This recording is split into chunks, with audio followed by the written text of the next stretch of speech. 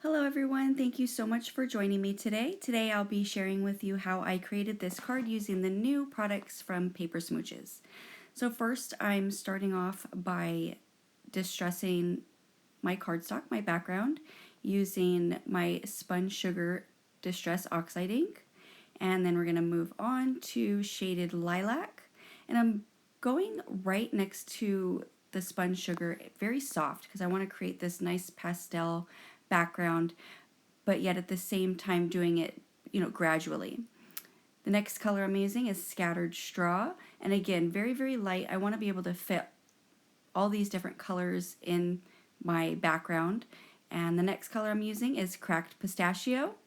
So I'm trying to keep the green and the yellow close together so that way it blends nicely into one another. And right along the edge of the pink, I'm going to take a little bit of the barn door and just add a little bit right along the edge there just to make it pop. And then I'll go back with my spun sugar and just blend it out just a little bit just to bring it in the barn door so that way it's not so drastic. And after that, I went ahead and repeated my colors just to bring them out a little bit more so that way there's no more white showing in the background. And by adding another layer of color, it really helps get the inks blending together and creating more of a soft transition between the colors. So again, with my Scattered Straw, trying to keep it in the same areas.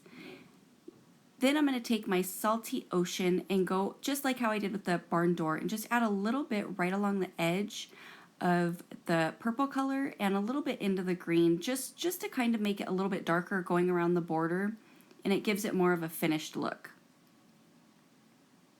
And of course, after I do the darker blue, I'm trying to bring it through a little bit more using my shaded Lilac.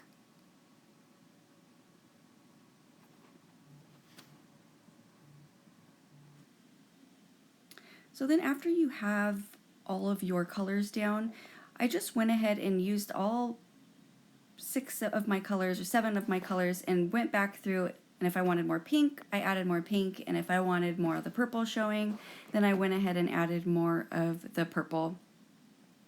So in the first card that I created, which I will show you in just a few, it actually has more of a greenish teal tone to it. I added more of the Cracked Pistachio and the Scattered Straw, but this one here has more of the cool colors, so it has more of the shaded Lilac and the Salty Ocean.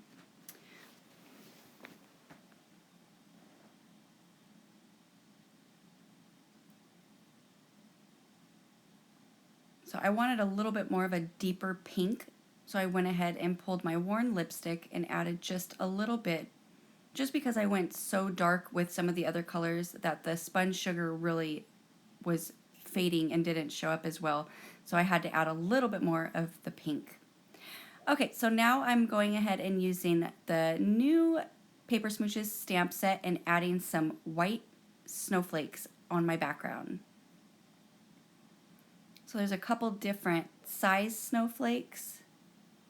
So I'm just gonna go ahead and stamp them throughout the background so I have a nice variety of sized snowflakes here.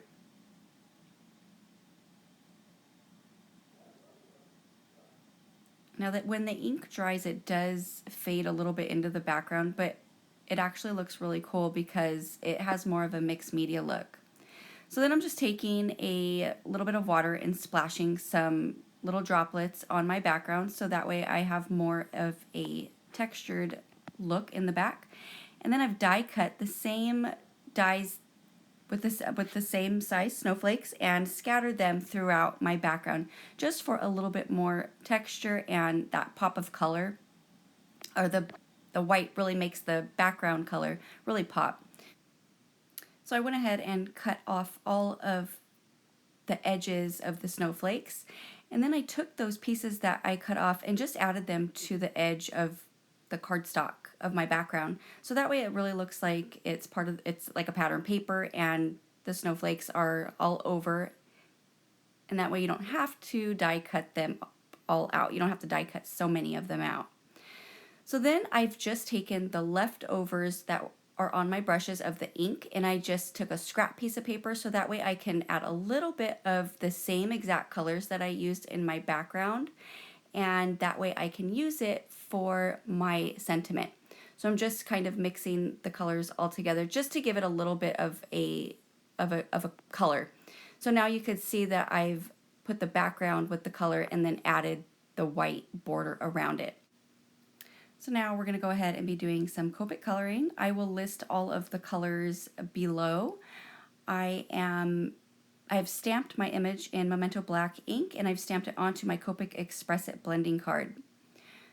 So I always like to add a second coat of colors after I lay down the first one, so that way I really get some ink on the paper and get those colors moving, and it makes it so it's less blotchy when I'm coloring.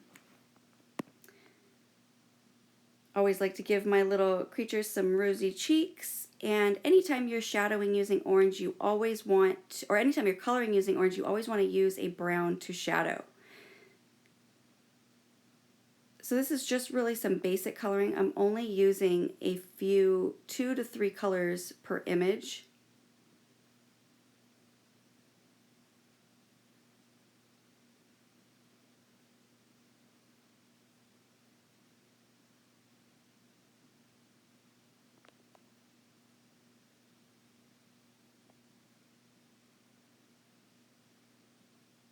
And anytime you are coloring something and you kind of run out of room, skip between colors.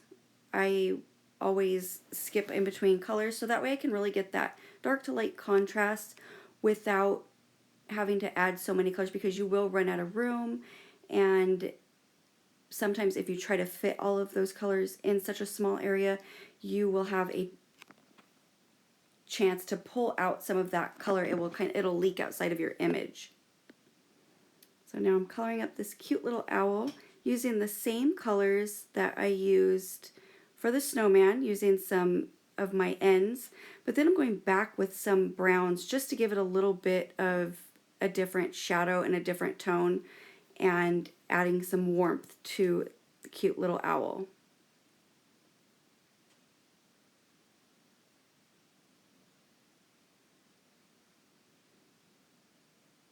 So since I added so much of the purple and blue in my background, I wanted to pull that into the images. So that's why I decided to add more of the purple to both of the images. I was going to do the little boots there a different color, but decided that I needed to really kind of add that in so that way that it really blends with my background.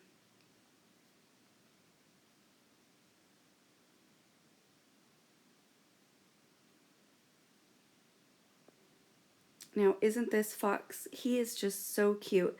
And once again, I'm using my ends, my gray ends, the neutrals, and going and making just a little bit of a shadow, trying to leave a little area white still so it kind of has that snowy fox look. And then pulling some of that pink color also throughout the fox. I thought he looked really, really cute in pink. So here are my images that are all die cut, and I'm going to go ahead and put some foam dots on them and attach it to my card, my background, and then using some foam tape attach it to my card base.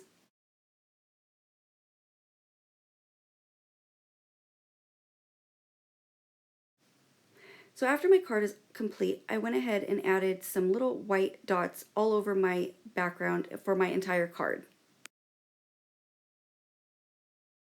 Okay, so here is my finished card using the new Paper Smooches stamps and dies. I absolutely love the way this came out. Those little snow animals and the snowmen are just so cute. Here is my first card that I made. The colors came out a little bit different. This one's a little more purpley and pinky in the background, but I actually love the way both of them came out. I think this is such a fun background technique, and it's just a great way to kind of play around with your Distress Oxide inks and get a feel for them, seeing what different color combinations you like, and you can just create all these different backgrounds so that way you have them ready when you're ready to make a card. So thank you so much for watching, and I hope you enjoyed this tutorial and have a wonderful day.